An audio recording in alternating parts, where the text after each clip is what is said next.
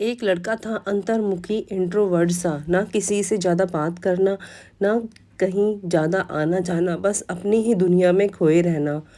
उसमें ना कोई छल था, ना कपट था, ना वो कभी झूठ बोलता था। वो जिस कॉलेज में पढ़ता था वहाँ एक सुंदर लड़की भी पढ़ती थी। लड़के को वो लड़की खूब पसंद थी, लेकिन अपने अंतर्मुखी स्वभाव के चलते वो कभी उसे अपने दिल का हाल बता नहीं पाता था। यहाँ तक कि इस लड़की से बात करने में भी उसके पसीने छूट जाते थे। एक दिन कॉलेज ख़त्म करके घर लौटते वक्त अचानक बारिश होने लगी। लड़का बारिश से बचने के लिए एक पेड़ के नीचे जाकर खड़ा हो गया।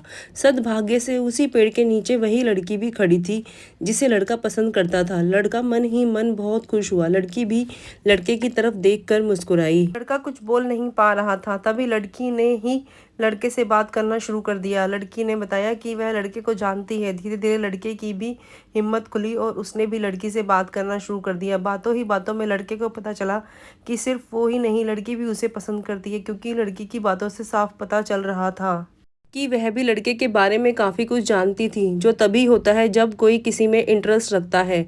बारिश और ज़्यादा तेज होने लगी और पेड़ के पत्तों से पानी की बूंदें उन दोनों पर गिरने लगी। उनसे बचने के लिए वह और पास खड़े हो गए। इतने पास खड़े होने पर लड़का और लड़की को एक दूसरे के प्रीत की भावनाएं ज़्यादा स्ट्रोंग हो गई। लड़के ने जीवन में पहली बार हिम्मत करके लड़की से बोल दिया कि वह उसे पसंद करता है। लड़की खुश हो गई और उसने भी यह बात मानी कि वह भी लड़के को पसंद करती है। इस तरह से दोनों का प्यार उस पेड़ के नीचे एक नई मंजिल को पा गया। अब दोनों में उसी पेड़ के नीचे कई मुलाकातें होने लगी। वे अब एक दूसरे के बिना नहीं रह सकते थे। वे अक्सर किसी न किसी बहाने से उस पेड़ के पास आते और एक दूसरे से मिलते और एक दूसरे से अपने मन की बातें करते। एक दिन ऐसे ही प्यार भरी बातें करते करते लड़की ने लड़के से कहा कि वे अब उसके बिना नहीं रह सकती।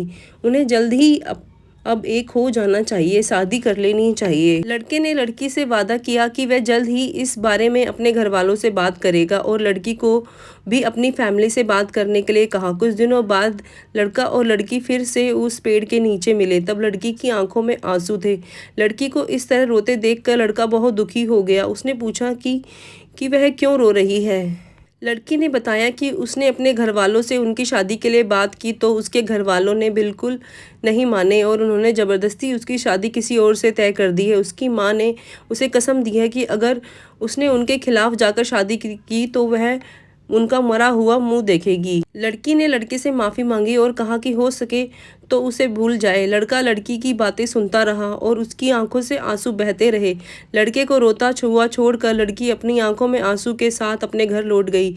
लड़की की शादी तय हो गई। शादी का दिन आ गया। लड़की सज धज कर बैठी हुई थी, लेकिन उसके चेहरे पर कोई खुशी नहीं थी। तभी लड़की को एक पार्सल मिला जिसके ऊपर एक चिट्ठी भी थी। लड़की ने उस पार्सल से चिट्ठी को निकाला और उसे खोलकर पढ़ा। चिट्ठी उसके प्रेमी की यानी उसी लड़के की थी। चिट्ठी में लिखा था, तुम शादी कैसे कर सकती हो? तुम अपनी शादीशुदा जीवन में कैसे खुश रह पाओगी जब तुम्हारा दिल तुम्हारे पास है ही नहीं, क्योंकि तुम्हारा दिल तो मेरे पास है। मैं तुम्हारा दिल लौटा रहा हूँ ताकि तुम अपने पति को भविष्य में प्यार कर सको और तुम्हारी शादीशुदा जिंदगी अच्छी चले।